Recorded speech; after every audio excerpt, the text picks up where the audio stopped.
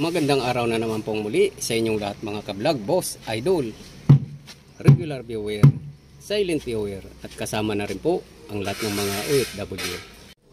Ang gagawin ko naman po ngayon ay mag-install po ako ng car air horn controller. So bago ko po i-install ay iti-test ko po muna para siguradong hindi po masisira yung controller.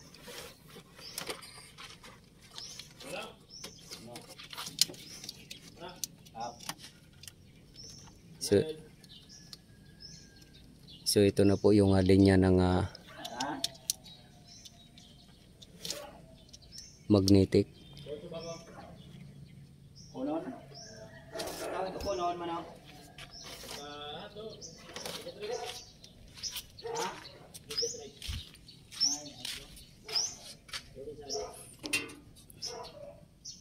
Ano po nga dadating ko? Ha? Dadating ko? Orang gali ka. Hindi na magpapot ng alas 5. May uli. Sama mo ni. Dito sabi na, ba niyo? Uli na. Uli na. Ibangon na kami boy. Sabi, amo kami talo. Asa mas drop? Dito ko. Dito ko. Agin gusto tong bayadan na naman ni sa 150. Ha? Magusto ko itong bayadan niya 150. Saan mo yung mag-iibot ay nangako yung ito. Ito yung ibos-ibo yung iyan. Bago niya. Utang mo siya. So ito na po na wiring ko na po yung base po sa instruction dito.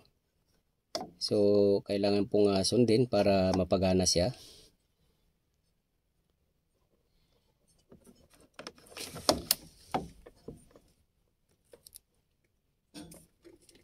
So itong dilaw po ay positive power. Itong black ay negative power. Ayan po.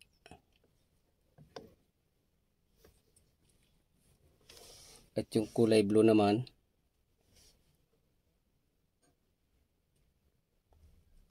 ay positive power.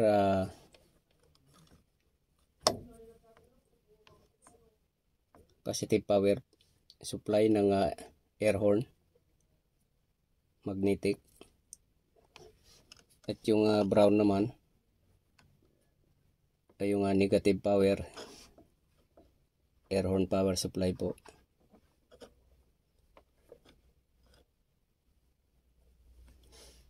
So i-test po natin.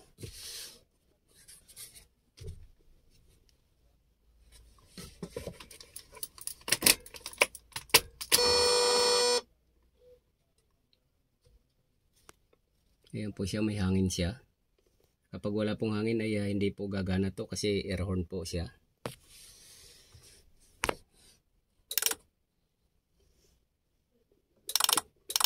So lumalagitik lang po siya.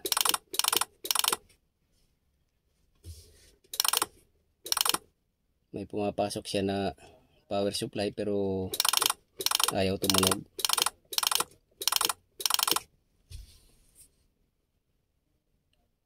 Parang may mali po dito sa instruction. Base po sa instruction ay sinunod ko po siya pero ayaw pong gumana.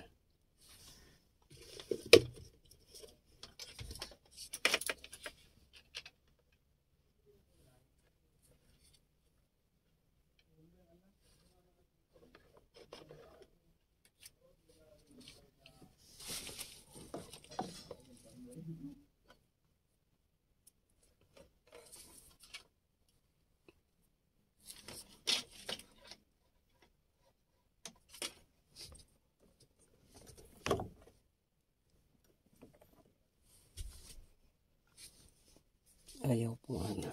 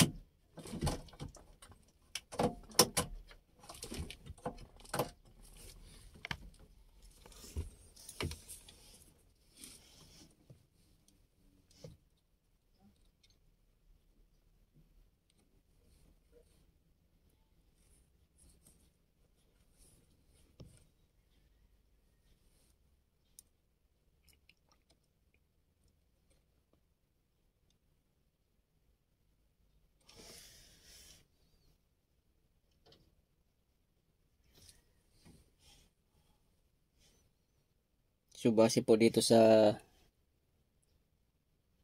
black color po na wire, confirm po yung negative power. So tama po yung supply. Tama po yung supply pero ayaw pong gumana. Tama yung connection. Base po dito sa instruction.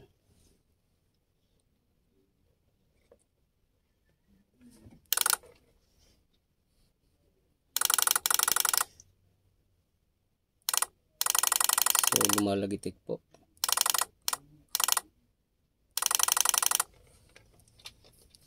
So malamang mayroon po nga dapat i-condemn dito.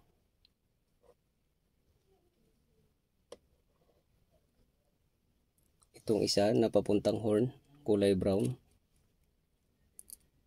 So i-condemn po natin.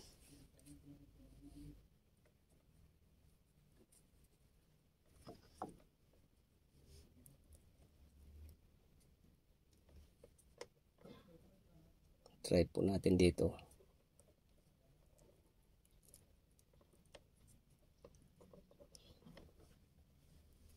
Mayroon po siya nga pumapasok na supply pero bakit ayaw tumunog?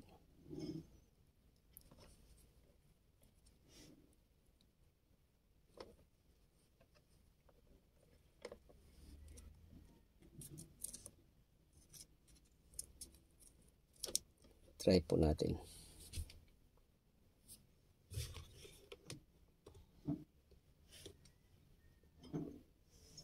Yan.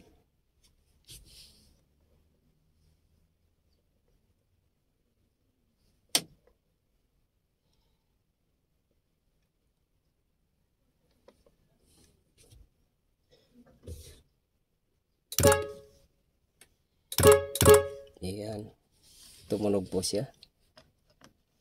So ibig sabihin na hindi na po kailangan itong konikan ng i-connect yung ground ay yung papuntang magnetic. Direct na po siyang ilagay po sa sama na sa body ground yung papuntang negative power ng magnetic. Itong isa positive power po ng papuntang magnetic switch po ng air horn. At ito body ground, isama na po yung negative power ng magnetic switch po.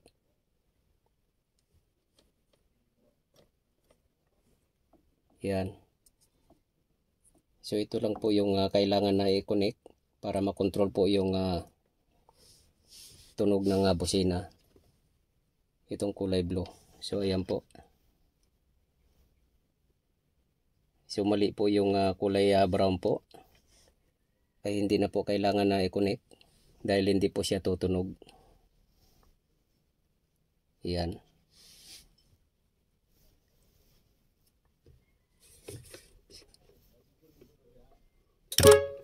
Yan, tumunog na po siya.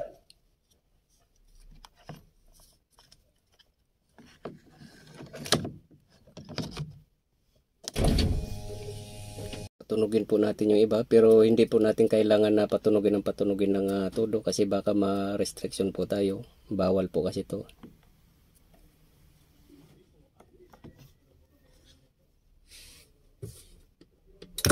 Yan.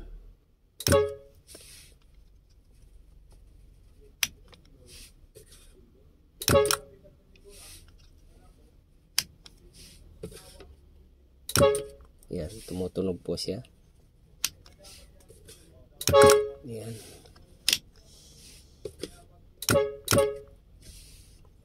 So ayos na po, tumutunog na siya. So ito po hindi na po natin kailangan ni ano to. Baka mayroon po kayong mabiling ganitong brand po. So kulay brown po ay hindi na po kailangan. Tatlo lang po yung i-connect. Itong dilaw po na may stripe green, black at saka blue. Yan po. Kasi sinubukan ko pong i-connect lahat ay hindi po gumagana.